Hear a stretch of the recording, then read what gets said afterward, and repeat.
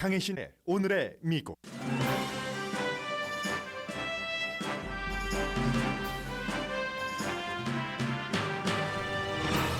바이든 대통령은 우크라이나 사태가 급변할 수 있으므로 우크라이나 내의 모든 미국인은 당장 우크라이나를 떠나야 한다고 말했습니다. 미국 국무장관도 오늘 아침 베이징 올림픽 기간 중에도 러시아가 우크라이나를 침공할 수 있다고 경고했습니다. 아프가니스탄에서의 미군 철군을 비난하던 공화당도 바이든 대통령의 우크라이나 방어 정책은 지지합니다.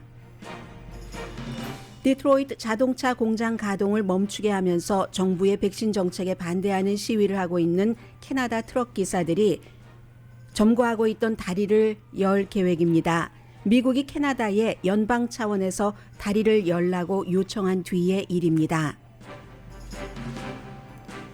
캐나다와 미국을 잇는 다리는 열려서 공급망 적체가 해소된다지만 슈퍼볼이 열리는 로스앤젤레스에서 비슷한 시위가 열릴 수 있다고 국토안보부가 경고했습니다.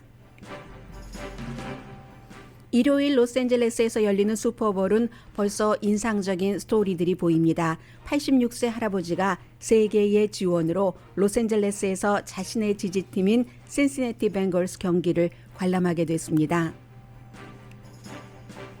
국제올림픽위원회도 러시아 스케이트 챔피언의 도핑 판정을 확인했습니다. 러시아는 15살 챔피언의 도핑 판정으로 이미 받은 금메달을 미국에 넘길 수도 있는 처지입니다. 미국에서 태어났지만 중국의 금메달을 안긴 아이링구 선수를 미국 보수 쪽에서 비난합니다. 트럼프 전 대통령이 탑 비밀 자료를 백악관에서 플로리다 거주지로 가져갔다고 공문서 기록 보관소가 밝혔습니다. 코비드-19 규제는 전문가와 정부, 일반인 사이에 의견 차이가 있지만 이제는 풀어야 할 때라는 게 대세입니다.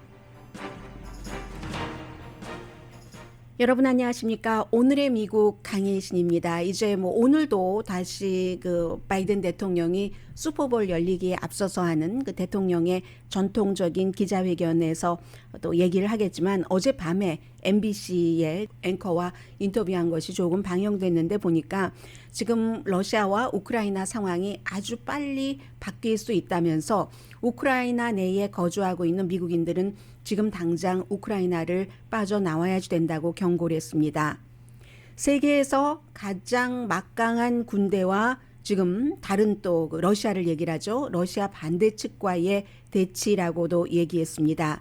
그리고 오늘 아침에 미국의 국무장관 역시 똑같은 얘기를 했습니다. 상황이 급변할 수 있고 이런 얘기를 하면서 대통령은 나토 지도자, 유럽 지도자들과 전화 통화를 하고 있습니다.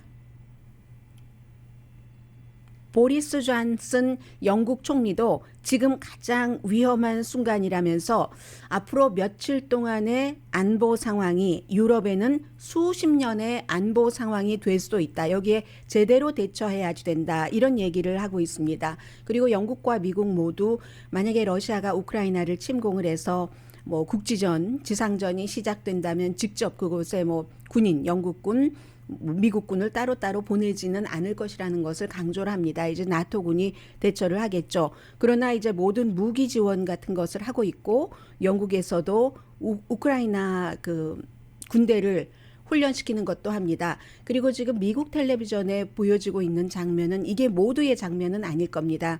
우크라이나에서도 그동안 러시아와 가까운 우크라이나 동쪽에서 이미 전쟁 중이기도 하고 전쟁을 치렀고 휴전도 했고 그 휴전이 제대로 되고 있지 않는 상황에서 항상 러시아와의 어떤 갈등 같은 것은 이어지고 있기 때문에 일상생활을 구태여 그냥 내가 할 수 있는 일이 없으니까 나도 편안하게 지내야지 하면서 일상생활을 지내는 사람들이 분명히 있습니다. 그러나 일부에서는 어린아이들에게도 어떠한 전쟁에 대비한 훈련을 시키고 그리고 이제 예비군이 되겠죠. 군에서 경험이 있는 그런 사람들은 지금 훈련을 받고 있는 우크라이나 모습도 보입니다. 모든 것은 약간 호전적이라고도 할 수 있는 지금 러시아가 완전히 구소련이 붕괴된 이후에 여러 번 다른 나라를 그로 인해서 독립했던 나라를 침공한 적이 있기 때문에 호전적인 푸틴의 결정입니다. 모든 것은. 그래서 러시아와 우크라이나 대표들 그 베를린에서 여러 가지 그 회담을 했지만 돌파구가 없었다고 얘기를 했고 프랑스와 독일 관계자들이 주도를 해서 했고 영국의 외무장관과 러시아의 외무장관도 만났습니다마는 역시 돌파구는 없었습니다. 왜 돌파구가 없는가 하는 이 부분은 러시아와 우크라이나가 2015년도에 민스크 협정이라는 것을 했는데 벨라루스의 그 수도 민스크 맞습니다. 왜냐하면 하도 뭐 8년 이상 그 이상을 계속 러시아에서 그 이전에는 그 구소련 속국이 아니었지만 구소련이 1900년대 초에 이 우크라이나를 딱 그 가져가고 나서 이제 우크라이나 사람들이 한 300만 명이 굶어서 숨지기도 했습니다. 그래서 1984년도에 우크라이나 사람들을 중심으로 해서 91년도 구소련이 무너지기 직전에 한 수천 명, 7천 명, 8천 명 정도가 러시아 대사관 앞에서 우크라이나 사람들이 대부분이었고요. 시위를 하면서 소련이 우리를 못 살게 굴고 있다. 우리가 그 여러 가지를 그 경작을 하면은 다 가져가고 먹을 것이 없다 해서 300만 명이라는 우크라이나 인구의 3분의 1이 굶어서 북한도 아닌데 굶어 숨졌다는 것 아니겠습니까? 그런 일이 있었는데 그리고도 과거에 구소련 점령 당시에 어떤 혜택을 누렸던 사람들이 있죠. 그런 사람들은 지금도 우리 러시아에 속하는 게 나아 하면서 우크라이나 정부와 대치하고 있기도 합니다. 그렇게 있었던 두 개의 전쟁을 끝내고 그 분리하고자 원하는 우크라이나로부터 그 사람들은 당연히 러시아의 돈과 뭐 또 인력과 무기 지원을 받고 우크라이나 정부 자신들 독립한 정부와 싸운 것이겠죠. 그래서 그러한 것에서 우리가 그 휴전을 하자 하면서 휴전 협정을 체결을 했습니다. 그 당시에 러시아, 우크라이나 그리고 이제 유럽 대표들이 해서 벨라루스에서 회의를 했기 때문에 민스크 협정이 2015년도였는데 그 협정을 지금 러시아는 자꾸 얘기를 합니다. 그런데 그 협정의 조항이 한 14개, 15개 정도가 있는데 해석 자체가 러시아의 해석이 다르고 또 우크라이나의 해석이 다르고 어느 정도 그 러시아가 당시에 우크라이나보다 훨씬 강했기 때문에 러시아의 입장이 많이 반영됐기도 했고 해서 그 입장 차이 때문에 왜 안 지키느냐 뭐 이런 얘기를 하고 나토가 왜 자꾸만 오느냐 하지만 러시아도 그 구소련의 붕괴 이후에 자꾸만 다른 나라를 연방 국가를 독립한 국가를 침공을 했잖아요. 그러니까 또 나토 쪽에서는 이렇게 넘어오면 우리가 공산주의로 넘어가지 하고 그렇기 때문에 지금 협상이 돌파구가 생길 수가 없습니다. 그 민스크 조약을 자꾸만 그 협정을 들고 나오기 때문에 중요한 건 푸틴의 결정이고 러시아는 그러면 얼마나 빨리 침공할 수 있는가? 지금 한 14만 명이 이제 벨라루스 또 러시아 동쪽 그리고 또 하나의 중간 지점 세 군데를 중심으로 우크라이나를 쭉 감싸고 있기 때문에 거의 주요한 그 전쟁 시작에 있어서의 요소 군사 요소는 러시아가 마무리를 했다고 보고 있습니다.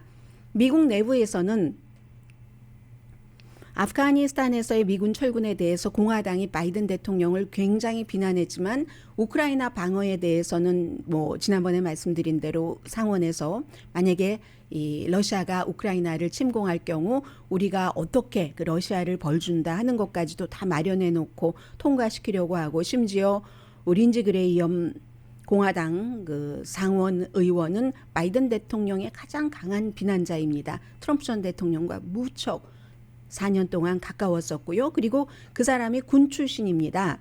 그런데도 이 린지 그레이엄 같은 경우도 트윗을 통해서 이 바이든 대통령이 우크라이나를 이렇게 보호하려고 하고 지지하려고 하는 것을 나는 완전히 그 지지한다. 이런 얘기를 했습니다. 물론 미국에서도 린지 그레이엄 의원과는 경력이 비교할 수 없이 짧지만 조시 하울리 같은 이런 연방 그 상원 의원은 팍스 텔레비전의 터커 칼슨과 마찬가지로 왜 우크라이나 여기에 우리 미국이 이렇게 해야지 돼 하면서 마치 그 푸틴이 하고 싶은 말을 그대로 해주는 사람도 있기는 있습니다만 미국 내부는 뭉쳤습니다. 그런데 이제 문제는 또 프랑스와 독일 이런 나라인데 프랑스의 임마누엘 마크롱 대통령은 이 푸틴과의 회담에서 참 임마누엘 마크롱으로서도 어려운 회담이었습니다. 거기서도 돌파구는 찾지 못했는데 지금 그 다른 나라에서도 유럽이라든가 미국에서도 임마누엘 마크롱이라는 대통령이 아직 그 어리기 때문에 젊잖아요. 다른 나이가 많은 사람들이 볼 때는 젊기 때문에 그 푸틴의 능수능란하고 교활한 그 말을 다 믿고 긴장을 올리지 않겠다고 한 그 말을 와서 전하더니 그 다음 날은 또 이거 위험하다 이렇게 말하니까 그 푸틴을 그 회담 장소에서 임마누엘 마크롱이 어떻게 읽었는지 푸틴의 마음을 간파했는지 이것을 확인을 할 수가 없는 그런 그 상태고요.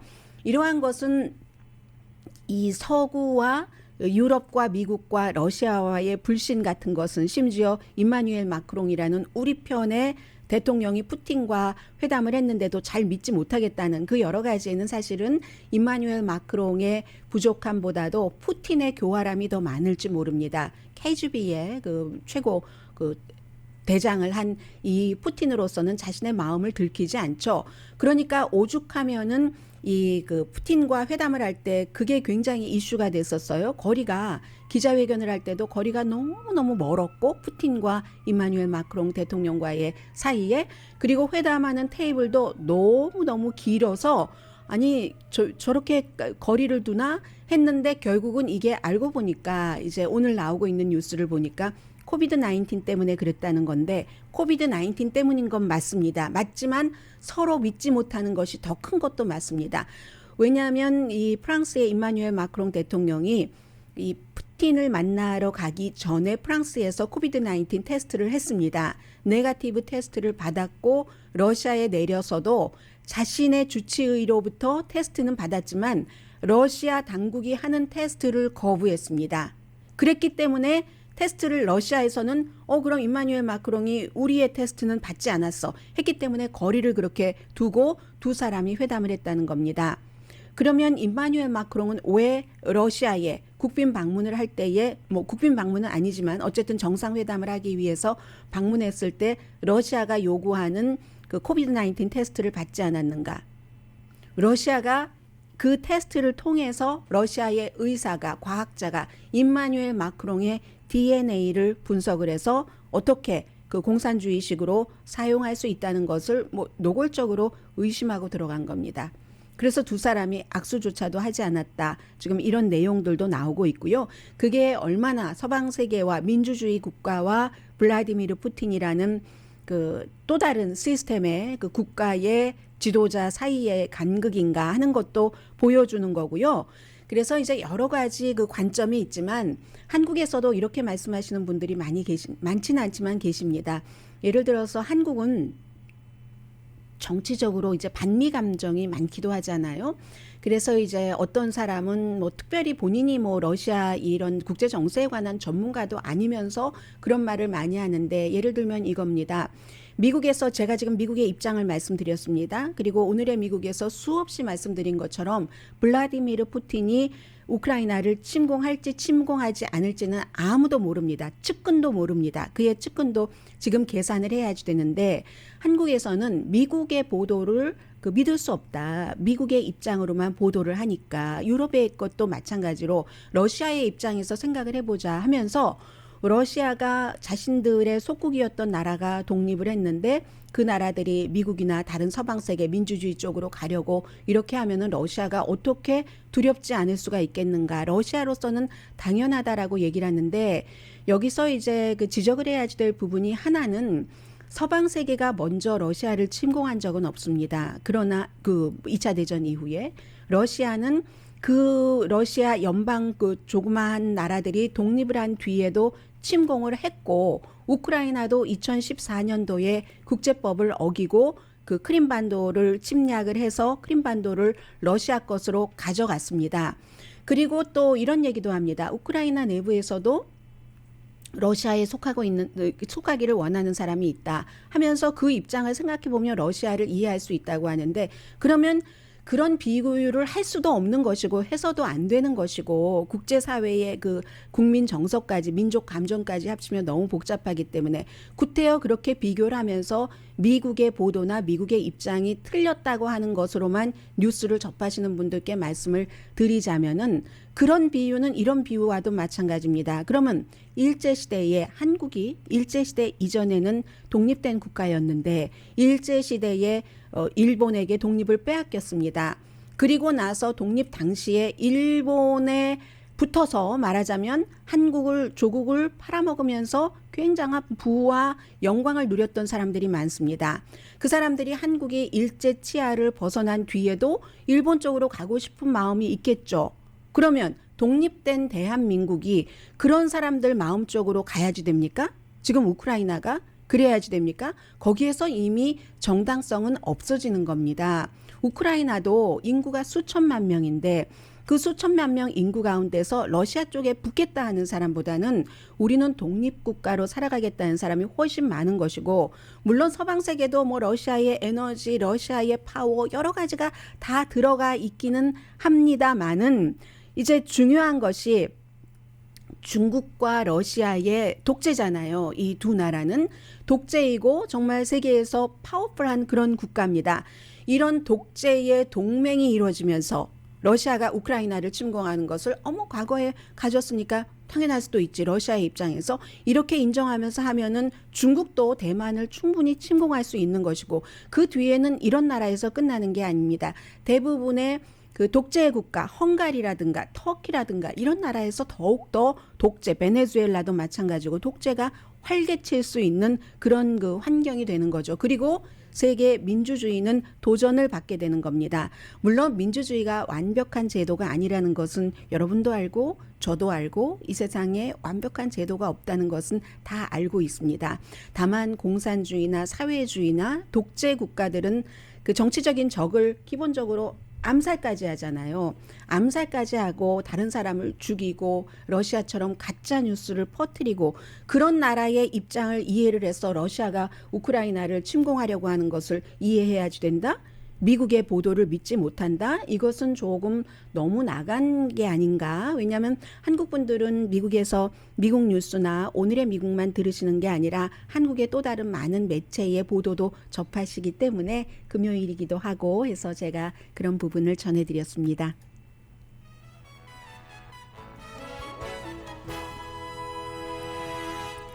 캐나다 얘기까지 함께 전하려고 했는데 다음으로 미뤄야지 되겠습니다. 잠시 뒤에 슈퍼볼과도 연관되고요. 이 러시아가 아니라 캐나다에서의 지금 트럭 기사들의 그 활동 중요하거든요. 전해드립니다. 라디오 서울 방송 오늘의 미국 듣고 계십니다. 미국이 어제 그 캐나다 정부를 향해서 지금 캐나다의 그 오타와에서 윈저라는 곳에서부터 미국의 디트로이트까지 연결을 하는 그 다리를 앞에서 시위하고 있는 그 사람들을 강제로 해산시켜 달라고 요청을 했습니다. 트럭 기사들이 뭐 캐나다 지금 정부의 그 백신 접종이라든가 뭐 여러 가지 규제에 대해서 반대를 하고 시위를 하는데, 사실은 그 다리에 하루에 이제 한 8,000대의 트럭이 자동차가 통과를 한다고 하고 대부분이 트럭이고 그런 목적으로 만들어진 민간 다리랍니다. 유일하게 미국에서 이제 그쪽에서부터 이쪽으로 디트로이트 쪽으로 연결이 되는 억만장자인데요. 미시건의 억만장자 이름이 매튜 모론이라는 그분이 운영하는, 그리고 물류회사 트럭 회사도 운영을 하고 있습니다. 크레인스 디트로이트 비즈니스라고 해서 엠베서더 다리라는 그 다리를 통해야지만 그쪽에서부터 이쪽으로까지 캐나다 공장과 미국 공장, 자동차 공장들 부품 뭐 여러 가지들이 오고 가고 하는데, 그렇기 때문에 이 미국과 캐나다의 무역량의 하루에 25%에서 27%를 차지하는 다리인데, 이게 놀라운 것이 지금까지 이제 푼다고는 합니다. 그런데 작지만 작은 그 저항이 아니죠. 저항은 좀 좋은 때 쓰는 단어죠. 작지만 그 작은 힘이 얼마나 나쁜 쪽으로 파워풀하게 이용될 수 있는가. 트럭이요, 한 50대에서 75대, 그리고 개인은 한 그럼 100명, 트럭 기사까지 합쳐서 100명 정도가 그 다리를 2주일째 막고 하루에 이렇게 뭐 5천만 달러 그 정도씩 손해를 입히고 있었다는 겁니다. 반도체가 못 들어오죠. 농산물도 못 들어오고 오죽하면 무슨 뭐 제너럴 그 일렉트릭 이런 그 회사에서 뭐 비행기로 뭐 여러 가지를 가지고 오고 하지 않았겠어요? 그래서 이 캐나다에 무슨 뭐 프리덤을 그 이송한다 뭐 이런 이름도 불러주고 싶지도 않아요. 왜냐하면 그들이 원하는 거니까. 지금 충분히 이겼습니다. 미국이 어제 계속 요청을 하기를 그 정도 되면 미국과 캐나다의 국가 간의 어떠한 그 경제적인 그 해가 오기 때문에 법원에서 해결을 해야지 된다 해서 법원에서 판결을 내리려고 하자 판결 내리기 몇 시간 전에 아직 그 오픈한 것 같진 않은데 이 시위대인 트럭 기사들이 오픈을 하겠다라고 얘기를 했습니다. 미국의 뭐 국토안보부 장관, 교통부 장관 전부 그 성명을 내고 그쪽 지역의 그 시장, 뭐 윈저 시장, 뭐 온태리오 뭐 이런 시장들도 전부 우리가 준비는 됐다. 그런데 문제를 평화롭게 해결하고 싶어서 그렇지 시위대가 떠나지 않으면 그 강제로 철수시키겠다 했었는데 이제 시위대가 떠나겠다고 하기는 했습니다. 그래서 얼마나 손해입니까? 시간도 뭐 조금 기다리는 시간이 있었고 그러다가 마지못해 비행기를 띄우고 또 뭐 바치성 같은 것도 그레이트 레이크를 통해서 이렇게 오도록 띄웠는데 그렇게 되면은 9.11 사건 그 당시에 이제 미국과 캐나다의 국경이 하도 심하게 보안을 했기 때문에 바치성 같은 거 띄웠었는데 그때 이후에 이런 대규모는 처음이라고 얘기를 합니다. 이미 손해를 입힐 것은 다 손해를 입혔고 이 다리의 문을 연다고 하는데 그럼에도 불구하고 전쟁은 계속되는 거고요. 그 시위 주최 측은 분명히 이긴 거고 그럼 이런 시위대가 트럭 기사들이 몇 주일 동안 일 안 하고 시위를 하려면 누군가가 일을 안 한 부분에 돈을 주니까 이러는 거 아니겠어요? 또 트럭 기사들도 돈을 많이 법니다. 캐나다이건 미국이건. 기독교 재단 그리고 요즘 뭐 너무 유명한 GoFundMe 같은 데서 인터넷을 통해서 모금을 해서 이 사람들은 돈도 많이 모았고 자신들 세계적으로 이렇게 많이 알려졌으니까 뭐 백신 접종에 대해서 반대한다는 본인들의 뜻을 2주일 동안. 그런데 이것보다 지금 더 중요한 것은 이번 주 일요일에 로스앤젤레스에서 슈퍼볼이 있잖아요. 이 슈퍼볼도 조심해야지 된다.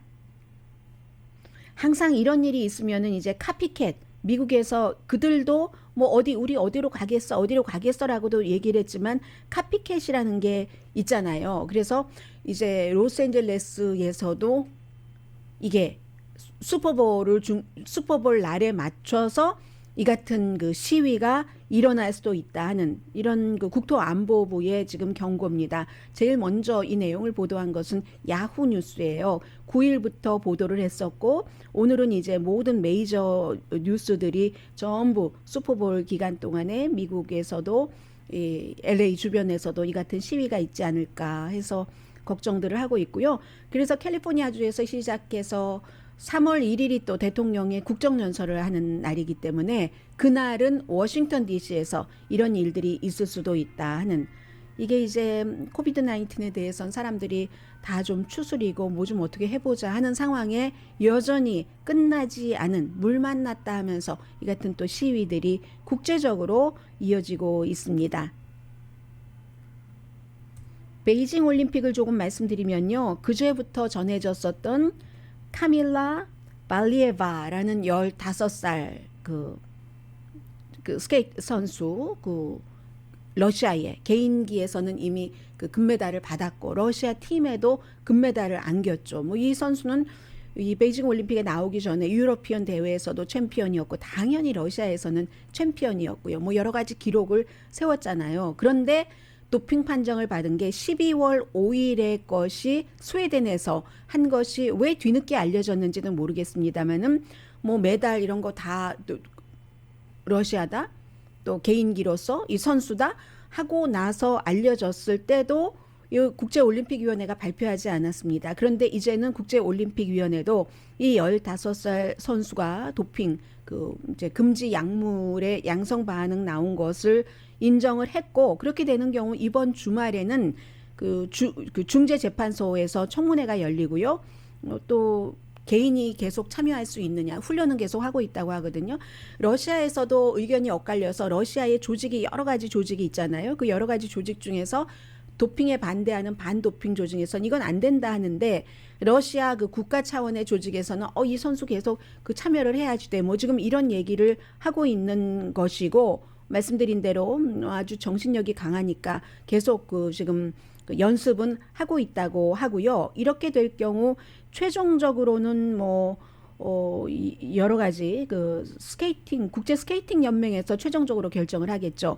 그 스케이팅 연맹에서 뭐 중재재판소에서 한 내용 여러 가지 내용들을 다 검토를 해서 만약에 최종적으로 이거는 안 된다라고 판단을 한다면 그 금메달이었잖아요. 그런데 미국이 그 당시에 은메달이었거든요. 그리고 일본이 동메달이었습니다. 그러면 러시아가 없어지고 미국이 금메달, 팀 USA가 그리고 일본 팀이 은메달, 4위가 캐나다였거든요. 캐나다가 이제 동메달 이렇게 되는 거죠. 러시아는 도핑 스캔들이 많기 때문에 뭐 러시아 지금도 마찬가지지만 도쿄 때도 그랬고 러시아 기업시 무슨 뭐 러시아 올림픽 위원회 이런 형태로 지금 경기를 치르고 하는데 2014년도에 소치 올림픽 이후에 그렇죠. 그래서 러시아가 이런 여러 부분 스포츠에서부터 정치에 이르기까지 굉장히 그 클리어하지 않은 부분이 많기 때문에 결국은 존경받지 못하는 거죠. 이번에 그 베이징 올림픽에서 올림픽 주최국인데도 불구하고 그 중국에 대해서 아주 누가 보더라도 좀 무리한 그런 그 판정이 나온다던가 해서 지금 중재재판소에서 일부 결과가 나왔죠. 그런다는가 하는 것을 보면은 그게 바로 제가 오늘의 미국에서 아주 오래전부터 말씀드린 한 5년 전까지만 하더라도 어떤 분위기가 많았냐면 중국이 이미 그 구분하는 법에 따라서 경제력은 미국을 뛰어넘었고 세계 최고의 지도국이 된다 할 때마다 저는 여러분들께 말씀을 드렸습니다. 지도국가는 경제력이나 뭐 그런 것만 갖고 되는 건 아니잖아요. 물론 해군력에 있어서도 미국이 그 중국이 도저히 따라올 수 없는 그런 것을 그 파워를 갖고 있지만 미국이 4년 동안 굉장히 해이해지고 아주 치부를 드러내고 더 나쁜 곳으로 가도 된다는 행태로 마구 나간 것도 사실입니다. 그래서 지금 이걸 다 잡아야 하는 것이고요. 그렇지만 그럼에도 불구하고 러시아라든가 중국 같은 나라와는 비교할 수 없는 사회에 아주 그 도도하게 흐르는 개인들의 양식과 윤리의식이 있잖아요. 기본적으로 상식에 기본한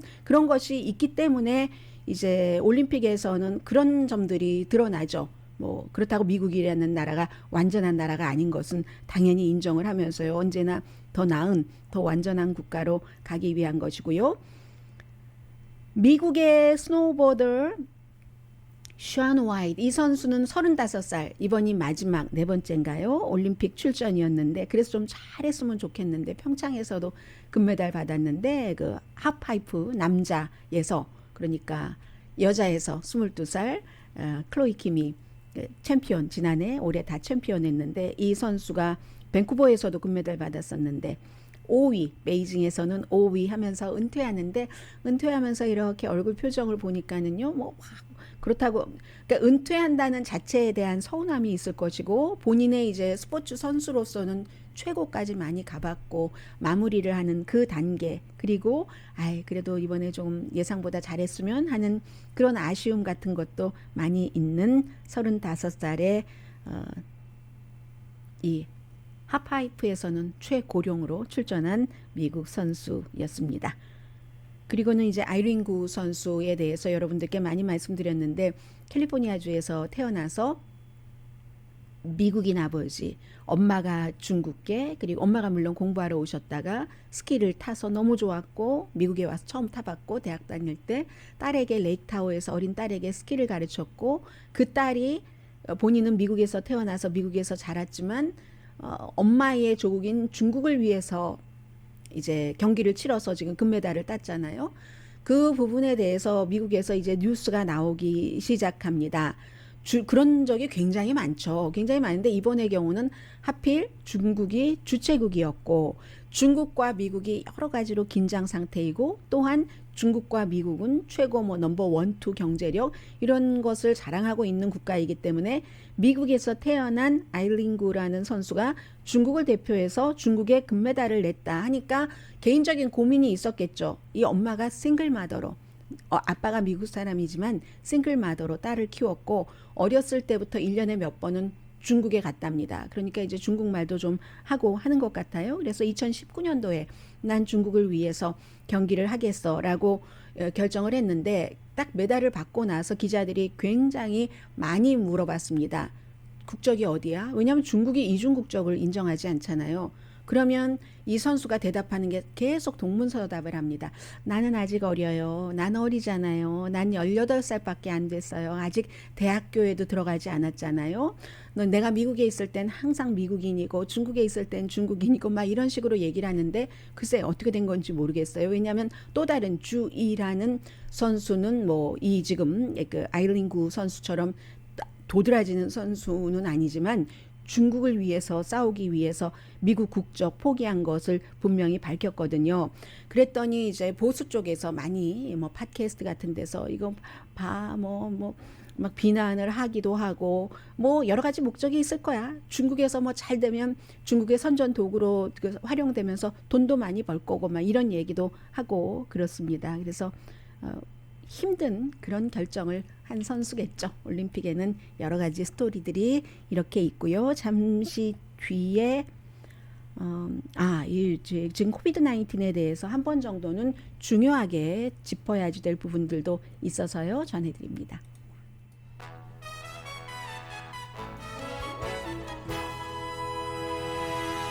라디오 서울 방송 오늘의 미국 듣고 계십니다. 네, 질병통제국이 지금 좀 마스크 착용 이런 것에 대해서 항상 처음부터 그랬습니다. 애매모호한 입장을 취하고 그리고 주정부들에서 하는 것보다 한 발짝 더디 나가고 대통령도 어제 과학에 따르겠다 했는데 이 대통령이 특히 바이든 대통령이 과학에 따르겠다. 그게 이제 질병통제국의 여러 과학자들의 결정과 같이 발맞춰 나가겠다는 건데 바이든 대통령 머릿속에도 지금 트럼프 전 대통령 때의 그 부작용을 만들어가지 않겠다는 생각이 있었던 겁니다. 트럼프 전 대통령이 처음에 이제 뭐 질병통제국이나 누구나 이런 그 모든 것을 뒤로하고 가짜 주장을 하면서 코비드 19을 하찮게 생각을 해서 그렇기 때문에 바이든 대통령은 트럼프 전 대통령과 차이점을 내세우면서 과학을 강조하고 있는 것인데 질병통제국도 지지를 하고요. 오늘 뉴욕타임즈의 데이빗 레드하트라는 칼럼니스트가 뭐라고 얘기를 하냐면 질병통제국이 지금 너무너무 조심을 하는 것 같다 하면서 말하자면 이런 얘기예요. 사람들에게 미디엄 레어 햄버거를 먹으면 그건 좀 덜 쿡됐기 때문에 위험할 수 있다. 아니면 쿠키를 먹는 게 아니라 쿠키를 만들기 위해서 반죽해 놓은 거 있잖아요. 그 쿠키 반죽, 쿠키 도우를 먹으면 위험하다. 소금을 하루에 한 스푼 이상 먹으면 위험해. 임신 가능한 여성은 피임약을 먹는 경우를 빼고는 술을 마시지 말아라. 그래서 위에 말한 것과 같은 위험한 상황을 무시하고 그 같은 활동을 하는 사람은 과학을 무시하는 거야. 마치 질병통제국에서 이렇게 비교할 수 있을 정도로 지금은 처음과 코비드 19 상황이 많이 달라졌기 때문에 너무 조심스럽게 한다. 이런 얘기를 하고 있습니다. 사람들이 많은 것을 겪으면서 조금 더 질병통제국 같은 곳에서도 정확한 가이드라인을 주기를 원하는데 물론 자신과 가족과 커뮤니티를 지키지 않고 싶어하는 사람은 없죠. 그런데 한 발짝 한 발짝씩 조금 언제부턴가 늦어지고 있다 하는 생각이 있다는 겁니다. 분명한 것은 이 칼럼니스트도요. 백신 접종을 받은 사람이 백신 접종 받지 않은 사람보다 아플 확률도 적고 숨질 확률도 엄청나게 적다는 것은 분명한데 그렇지만 많은 사람들이 생각하는 것처럼 과학자나 의학자들도 작은 부분에 있어서도 전지전능한 신과 같지는 않다는 얘기입니다. 백신 그거는 분명히 맞는 것이지만 지금 이만큼 오미크론의 기본적으로 약한 점이라든가 아니면 또 입원율, 확진율 같은 것이 줄어들 때 그럴 때도 너무 많은 규제를 해야지 되는가? 이제부터는 서서히 마스크 착용도 빼내줘도 되지 않는가? 이런 정도의 분위기를 지금 이 칼럼니스트는 얘기를 하고 있습니다. 만약에 코비드가 백신 접종을 받지 않은 사람에게 더 위험한 건 분명하고, 그러니까 백신 접종은 받는 게 좋다는 것은 전제로 하고, 그렇지만 이제 음식으로부터 위험하지 않으려면 위험한 음식은 덜 먹고 탄 음식 그렇다고 전혀 먹지 않는 건 아니잖아요. 이렇게 아주 보수적으로 지적을 하자면 오늘 자동차 사고 나지 않아서 숨지지 않으려면 자동차 안 타야지 되고 그럴 순 없죠. 아이가 응급실에 가지 않게 하려면 아예 운동을 안 시킨다던가 그럴 수 없잖아요. 그러니까 자동차를 타되 폭풍우가 몰아치는 날은 안 탄다던가 아니면 그 아이가 그 스포츠를 하되 아주 위험한 그 풋볼이 일요일에 결승을 하는데 그런 위험한 것은 시키지 않는다던가 위험과 베네핏 사이에서 우리가 약 먹을 때처럼 선택을 해야지 되는데 지금은 코비드 19 너무 그렇게 막 기가 드셌을 때가 아니기 때문에 조금 단계가 있고 이제는 모두의 그 코비드 19에 대한 본인의 그 건강 상태가 있고 입장이 있기 때문에 그런 것도 반영될 시점이라는 얘기를 하고 있습니다. 이런 정도의 시점이 되면 전문가들은 항상 전문성이 있기 때문에 완벽하기를 원하잖아요. 외과 그 의사들이 어떤 때 완벽하게 도려내기를 원하는 것처럼 그게 이제 완벽성이니까. 그런데 일반 사람들에게는 그 같은 그 완벽함보다는 그 너무너무 깊이 있고 완벽을 추구하는 그런 것보다는 근데 그 분야에도 실수나 편견이 있을 수 있잖아요. 그 완벽함에 대한 추구이기 때문에 그래서 또 느리게 반응하고 굉장히 까다롭고 지금은 상황이 바뀌었으니까 정확한 답은 없지만 백신이 있고 백신과 부스터샷을 맞았고 병원 입원율이 지난달보다 굉장히 많이 줄어들었고 하면은 지역에 따라서 다르게 이 부분을 처리해야 된다는 게 이 뉴욕타임스 칼럼니스트의 얘기입니다. 이게 지금 대체적인 시각인 것 같습니다. 뭐 로스앤젤레스도 분위기 봐가면서 실외 마스크 쓰기는 이제 곧 없앤다고 하고요. 하나 중요한 정치 뉴스는 트럼프 전 대통령이 백악관에서 나갈 때 플로리다주로 15개 박스 분량의 그 서류를 가지고 갔다고 했는데 어제 더 분명하게 공문서 기록 보관소가 그 가운데 아주 탑 비밀 자료들이 있었다. 탑 시크릿이라고 써 있어. 그건 무엇을 의미하냐면 공개할 수 없는 것. 공개를 하고 나면 국가 그 안보가 너무나 위험하기 때문에 그래서 이제 연방 법무부에 이것을 이제 또 가려달라라고 얘기를 하는 것이고요. 그래서 법무부가 뭐 이것을 형사 기소하고 형사법상에서 수사해야 하겠습니까? 그렇지만 이제 연방 수사국은 또 연방 수사국 나름대로 어쨌든 우리는 리뷰를 해야지 된다. 필요하면 수사해야지 된다. 이런 입장이 될 거고요. 지금 트럼프 전 대통령 주변에서는 부주의로 15박스를 가지고 갔다. 뭐 다른 대통령도 다 하는 거 아니야? 이런 식으로 얘기를 하고 있지만 부주의해서 그랬다면 그 공문서 기록 보관소가 지난해부터 계속 얘기를 했을 때 빨리 돌려줬어야죠. 그런데 돌려주지 않고 이렇게 저렇게 있다가 법원 판결 나온 뒤에 지난달에서야 돌려줬고 많이 파손됐다는 거잖아요. 그런데도 지금 트럼프 전 대통령은 정치 공격이다, 가짜 뉴스다 이렇게 얘기하는데 또 하나는 그 뉴욕타임스의 트럼프 전 대통령과 아주 사이가 나빴던 그 기자가 책을 하나 썼는데 그 책에 그런 내용이 써 있다고 하잖아요. 백악관에서 트럼프 대통령도 무슨 뭐 여러 가지 다른 정책을 얘기할 때 물을 내리면 안 내려가고 이런 얘기를 했었던 기억이 있는데 그래서 그 당시엔 사람들이 뭐 대통령이 저거 굉장히 그 시점에서 보면 소소한 것 같은데 왜 소소한 예를 드나 했는데 백악관에서 트럼프 전 대통령 재직 시에 화장실 물이 그렇게 자주 안 내려갔답니다.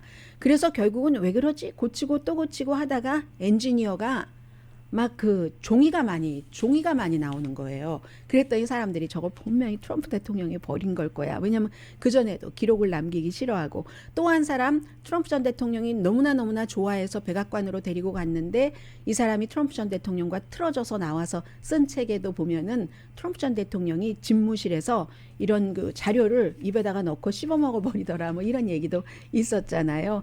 그런 뭐 이게 우스갯소리인지 뭔지 아무튼 김정은 국방위원장과 대통령에서 물러난 뒤에도 내가 접촉을 했다 이런 얘기를 측근에게 한다고도 하고요. 뭐 사실인지 아닌지는 확인할 바가 없습니다만 지금 정치계에서는 이런 얘기가 오늘 핫 이슈입니다.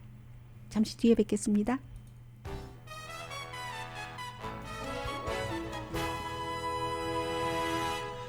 네, 중앙선거관리위원회 여러분의 한 표가 뭐라고 했죠? 소중한 태극마크입니다. 라고 했던가요? 유현진 선수가 이중국적 아니면 대한민국 국적을 갖고 계신 분들 선거에 대통령 선거에 참여해 주십시오 하고 공익 광고에 나왔네요. 자, 이번 주 일요일에는 너무 많은 스토리들이 있는 그 슈퍼볼 LA 램스 어떻게 LA에서 치러지게 됐어요. 그리고 이제 신시내티 벵걸스인데 이 신시내티 벵걸스의 팀을 젊었을 때부터 이제 쭉 그 응원을 해왔던 86세의 분이 로스앤젤레스에 와서 티켓이 굉장히 비싸잖아요. 뭐 $5,000부터 $18,000. 그거보다 더 비싼 티켓도 당연히 있을 테고요. 그런데 오시게 됐습니다. 젊었을 때는 그 시즌 티켓도 갖고 계시기는 했지만 이제는 나이가 드셔서 집에서 텔레비전으로 한 번도 신시내티 벵걸스의 경기를 놓쳐본 적이 없는 이런 할아버지인데 이 스토리가 어떻게 됐느냐. 1968년도에 신시내티 벵걸스의 경기를 보고 나는 사랑에 빠졌어요가 되신 할아버지입니다.